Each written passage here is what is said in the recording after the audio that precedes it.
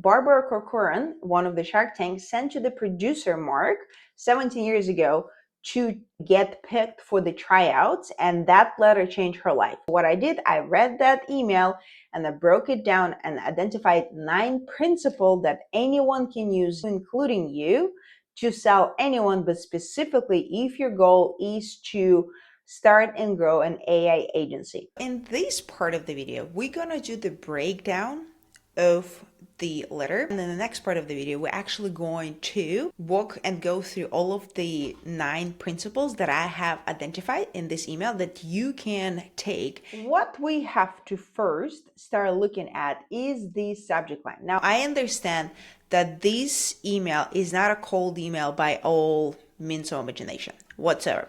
That being said, this email is still looks like it's been sent as a standalone email, not as a part of already existing email, which is good. Now, Barbara uses here a subject line that basically arouses curiosity. So what she does here, right? She sends the email. First of all, it is unexpected, potentially. Maybe it is slightly expected, but most of it is unexpected.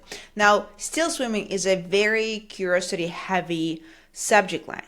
Okay, because it is in this particular case coming from Barbara, and that is already interesting. She goes, Mark, I understand you've asked another girl to dance instead of me. Although I appreciate being reserved as a failback, I'm much more accustomed to coming in first. So what she does here, she hooked them in with the subject line, so they open that email. The next part is she wants to make sure that they actually read the rest of the email. Your first sentence is by far one of the probably top 3 most important parts about the actual email. You want to hook the reader in a way that make them want to read the email. So what she says here is she acknowledges the decision. She's been very respectful, but she says it in such a different way. It's very Barbara way. That's another principle that she uses, which I will touch upon slightly later on.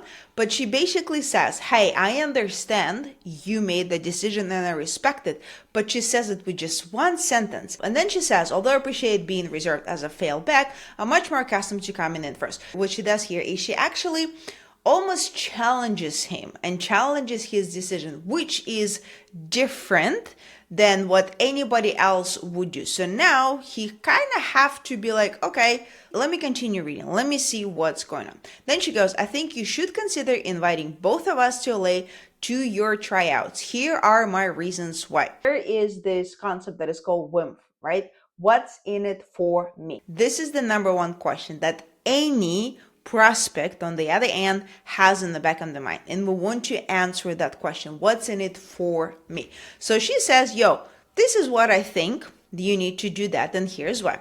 She goes, so the first paragraph, I'm going to read it first and I'm going to break it down for you, but this paragraph is so just so great. I do my best when my back's against the wall. I love the heat of the competition as I've learned it brings out my best. I've had all my big successes on the heels of rejection, and frankly, it's right up my alley. There was Sister Stella Mary in 5th grade who said I'd always be stupid just because I couldn't read. Then there was the New York old boy network trying to lock me out of their real estate fortunes until I became their largest competitor. Then there was the Donald himself who wrongly swore in court I'd never see a penny of the $4 million commission he owed me for saving his ass and making the largest land deal in the city's history. And of course, there was my ex-partner, Simone, I don't know, I apologize if I mispronounce, who parted with the words, you know you'll never succeed without me. I consider your rejection a lucky charm. Of course, Barbara has built a certain reputation. Now, this letter was sent 17 years ago. I don't think Barbara had the reputation that she has today 17 years ago. Thanks to Shark Tank, as she says, her life has changed tremendously.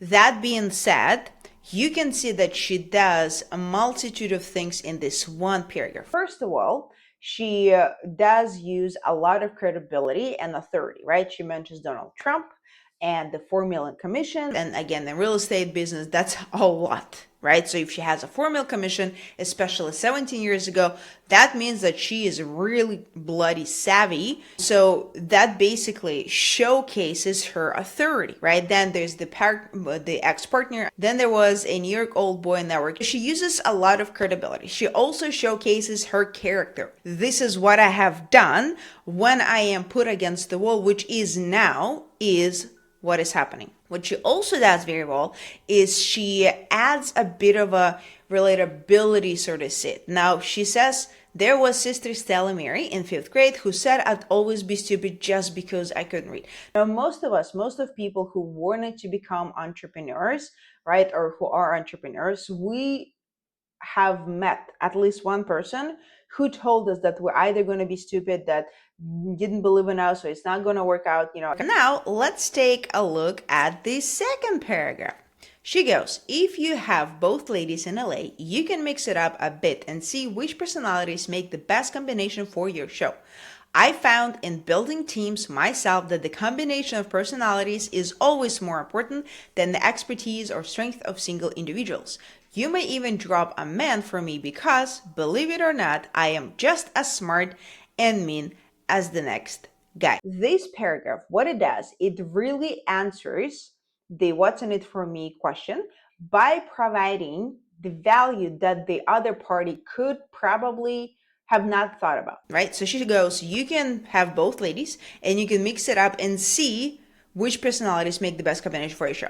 Now, the reason she says that is because she knows that what this person wants is to make sure that the show is successful, because that basically means money in that person's pocket and also lots of credibility. There's a lot of ego, involved, like status and stuff like that. So she kind of goes right into that saying, hey, this is what this could do for you. This is how you benefit from having me on this thing, right? The person I have, like Mark, his name, probably didn't even think of it. And now she kind of shows him, hey, this what could have been happened. Now, she also adds another credibility by saying, I found building teams myself, that she's built teams. Now, another thing is, I'm thinking like 17 years ago, it was like 2008.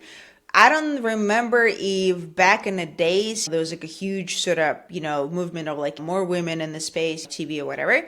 So potentially, Barbara is kind of like hinting at the fact like, hey, listen, you could be the first show that has two women entrepreneurs that nobody else does. And believe it or not, I am as smart and mean as the next guy, right? So you're not going to lose by doing that.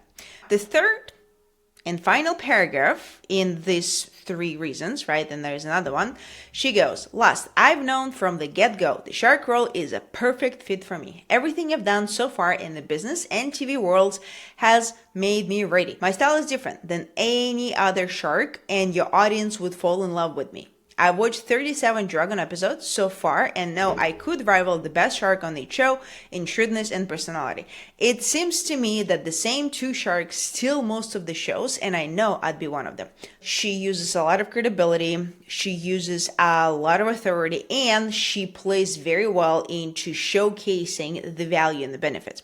One of the ways she goes, my style is different, and the other sharks and your audience would fall in love with me. Again, hinting at the fact that if he basically takes her, at least goes on a tryout, he will have the opportunity to have a shark that the audience will love. Now, if the audience loves the shark, which personally, Barbara is one of my favorite sharks, you come and watch the show over and over and over again, which then plays into success of the show and everything else that sort of trickles down with having the successful show. So she knows it very well. She puts it there. Another thing that she does is, it seems to me that the same 2 sharks steal most of the shows, right? And also that, I could rival best of the shark. Now, another cool thing about the Shark Tank as a show is that there is a sense of competition. Nobody really knows who's going to end up with the deal, what kind of deal, right? And so that basically keeps the reader watching the show for the longest period of time. Now, the watch show is also quite important for the success of the show. And the last paragraph, which is kind of one of my favorite, she goes, the reputation you have in your field is equal to the reputation I have in mine. Mark, I know you're the best at what you do, and I trust you'll reach the right decision.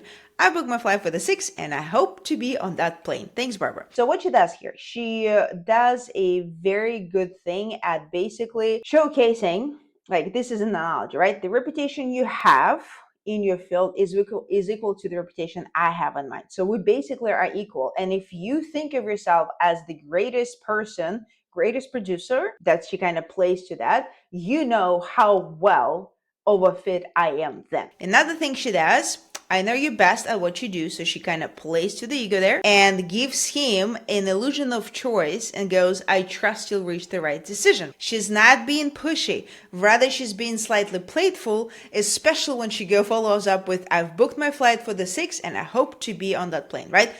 Again, she basically also in that entire letter showcases why she is such a good fit for being a shark, somebody that they're looking for, because again, there is this sense of competition.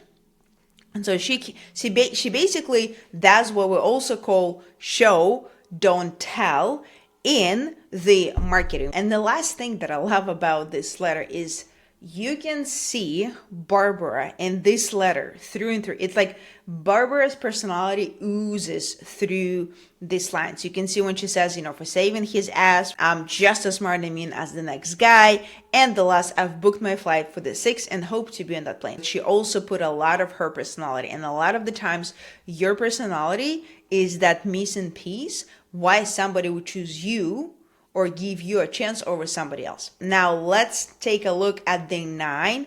Technically speaking, there's kind of 11 principles that I've personally found, but I'm going to share 9 that I think are the most important. That will make a difference in your business right now. Even if you implement one, it's going to change everything for you. I didn't say it, Barbara almost said it, by showcasing you this letter. Here are the 9 persuasion principles you can use to start and grow an AA enterprise business. You can use this to sell to anyone. It doesn't have to be, starting an AA agency. I am using that and have been using that to build my freelance career and my marketing agency and now my AI agency, right? And so I'm just going to show it with you. And those are the principles that you can see. And I'll show you where exactly that we've just seen in Barbara's email. So, I didn't invent them. I just know them. I use them very well. I'm going to show you how you can use that too as well. And clearly they work. The number 1, the first one is obviously the curiosity-driven subject lines. We want to use open loops. If you send in emails, which you still should be doing, right? That's one of the ways to get the leads. You want to send the emails that people open, and those subject lines need to spark curiosity. In Barbara's example, she used the still swimming, right? And it works because it's unexpected, it's personal, it creates intrigue, right? And it really mostly just unexpected and it's different than anything else. How can you write a subject line? And I could create an entire video on how to write subject lines that produce pretty high open rates, especially when you do cold emails. Let me know if you want me to do that. But in this particular case, what I would suggest, what you need to do is, it should almost feel incomplete. Like it's starting a story that the reader must finish, which sounds extremely complicated, but trust me, it's not. 99% of the time, I love to use the subject line that goes just the company's name ? That's it. Number 2, or the second pattern, right? The pattern breaking first lines. As we've seen with Barbara, right? The first sentence must hook the reader, and in order for them to continue reading, right? If they read it and it doesn't do anything for them, if it doesn't hook them, they're not going to read the rest of the email. If they're not going to read the rest of the email, well, guess what? You just wasted the real estate, okay? Barbara knew that. So she used the subject line that was so different. She did, as we saw that, right? I understand you've asked another girl to dance instead of me. So she was extremely respectful and saying, hey, I understand and somewhat respect your decision. But she didn't say it the normal way. She said it in Barbara's way. You can use something bold and unexpected and emotionally charged, but don't be generic with the, hi, my name is blah, blah, blah, or hi, I hope this email finds you well. This is not the corporate letter. This is not what we're doing here. We are building businesses, and businesses that support your families for the rest of your life and then some. Now, another pattern is challenge plus charm equals curiosity.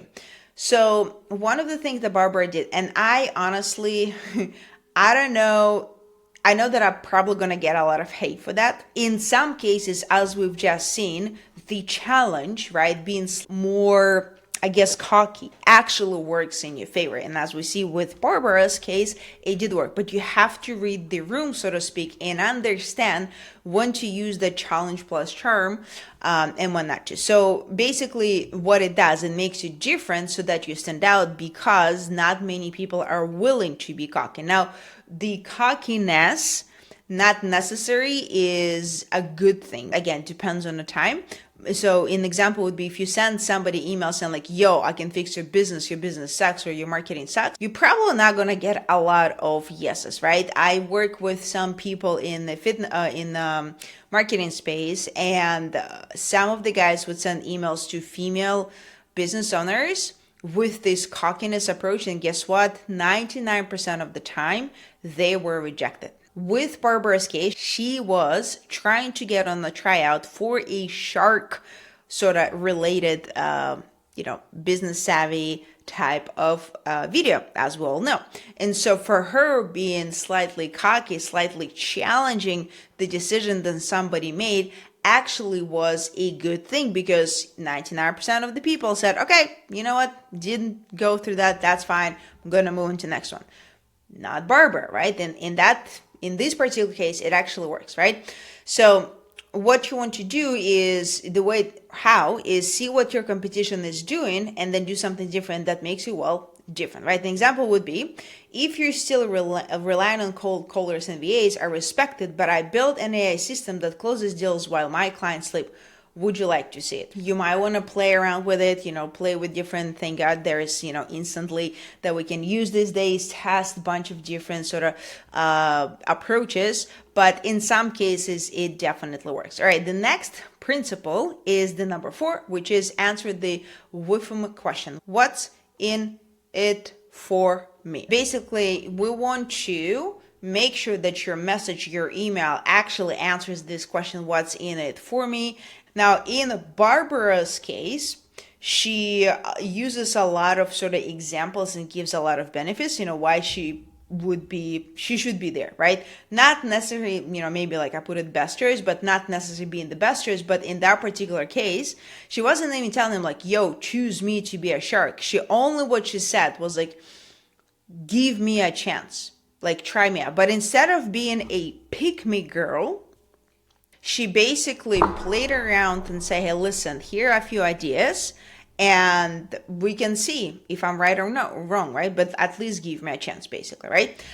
Now, how to answer that question, you need to know what kind of questions. How you do that, you need to identify and study who is your ideal customer, or what's their ideal profile, who they are, how you can help them and stuff. So example would be, this system could save you up to 20 hours a week in the manual work. That's extra 5 hours a day you could use to spend with your kids or family, whatnot. Now, the 5th principle is relatability builds trust. Now, remember the example that she gave, Sister Stella Mary, and then, like for me, that was a teacher of Belarusian language who told me that I will not account to anything, and actually I'll be working on a farm and, milking cows, and that's it. The reason why we want to do that is to showcase that like we are of the same. You and I are like, there is a bit of a similarity. There's a bit of relatability, so we can sort of understand each other. And people usually buy from people who they know, like, and trust. And reliability is one of the ways that allows you to sort of build that, know, like, and trust.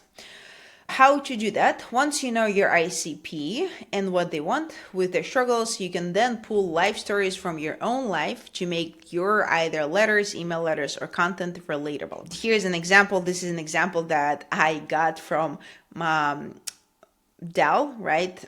When he was trying to start his business, he could have written something. When I told my father I wanted to drop out of college to start my own business, he told me it'll never work. Today I've built, 3 businesses and stuff like that. The 6th principle is stack social proof and authority. This is massive. If you do have it, please use it every which way possible. One of my prospects, not a student, but a prospect who came to me, and it turned out that she worked with Amazon. She worked with Microsoft, and she also worked with Google. And for some reason, the people that she went with to help build her AI agency overlooked that completely. But she had such a massive authority that if she were to put that, she would have been so successful so much faster. And I gave her a few ideas. I don't know if she used this or not. I'm going to follow up with her. But ultimately, you have to identify the sort of data or the authority points that you can pull from your own life. The reason it works is because it helps to make you look like you know your stuff, like you're important. Even if you're somebody who comes from 9 to 5, like that girl that I told you about, who worked most of her life as a 9 to 5. She was using this overemployed, method. She worked at 2 jobs, whatnot, but she worked with very big names, and she could use that name, borrowed mode, to showcase like, hey, listen, I work with these companies. I've done stuff, right? One of our students for AI enterprise model, she actually worked with a company which I cannot name, and she works as an AI consultant with them. And I was like, listen, use that and the fact that you're doing AI consulting, that's it. Like, that alone helps you to stand out so much than anybody else. And I can guarantee you watching this, you also have something that you can stand out. One of the things that I used to do when I was working as a fitness instructor, when I came into marketing, I thought I had absolutely zero credibility. But once I started sort of playing with it, it turned out that I actually did have some credibility. One of those examples was that I actually was writing for one of the, if not at that time, top online personal trainer fitness centers. I wrote for them a few articles. I wrote for one of the top strength coaches in the country. I wrote some articles that posted on his blog. So that was one part. But also, I work with a Hollywood celebrity. So I use all of those things then and be like, hey, actually, I have this, and that. And then knowing how to position and showcase it to my audience helped me to then land more clients. So I can guarantee you, if you look deep enough, you will find a lot of things that will help you to identify your sort of authority and credibility. Example would be, this is a very simple example. In the past 60 days, our system added 108K in booked revenue for masterclass without spending a penny on ads, but there is 99% chance the system will work for you. And here's why. Now, if you can see, this is different than what you'll see most gurus suggesting you do. The reason for that is because 99% of people will stop at here. Right? It's like, nah, blah, blah. But if you add this part, now this rises the curiosity. You're saying like, hey, but there is a 90% chance this doesn't work for you. Here's why. The 7th principle suggests a new frame or possibility. Now, this is what some people will call, like adding value. Why? It gives them value, gives them a benefit, which then makes you sort of, you open them up to a possibility to potentially giving you a chance, right? So in the Barbara's example was, why not try both women to mix and match and find the perfect outcome? And then how I like to use the formula when I first look at what my competition offers, and then I think about something that is different yet still valuable for the ICP, right? So I look at, okay, what the competitors offer, what is the need that this particular segment or potential client might have, but the competitor is not basically fixing, right? And how I can sort of, or maybe is given, but can I do it better? Can I do it differently, right? Can I potentially give them a much better outcome, maybe much faster?